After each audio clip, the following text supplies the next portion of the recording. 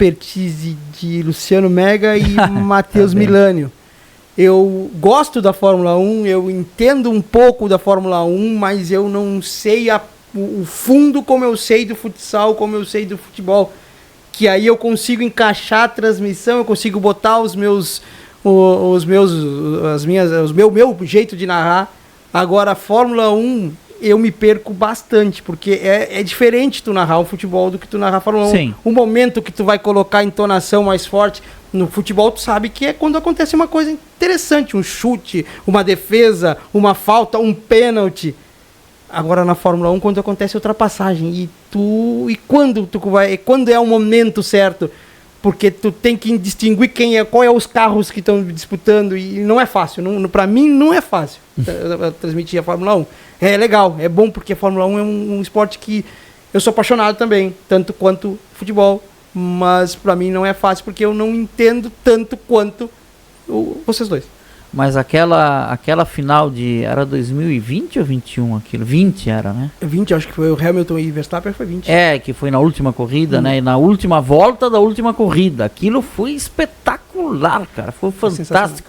E eu me lembro, porque além de fazer tubo, pessoal, isso pouca gente sabe, tava cada um na sua casa.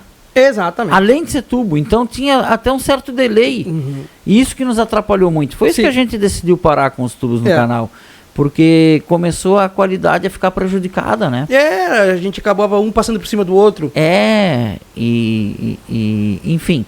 E aquela final da Fórmula 1, cara, em Abu Dhabi, lá, Verstappen e Hamilton, na última volta, na metade da última volta, Verstappen passou o Hamilton.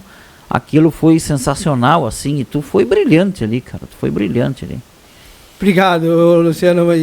Foi um momento único, cara. Eu tive momentos únicos na Ultra, e dois deles foi essa decisão da Fórmula 1 e a final da Libertadores de Flamengo e Palmeiras.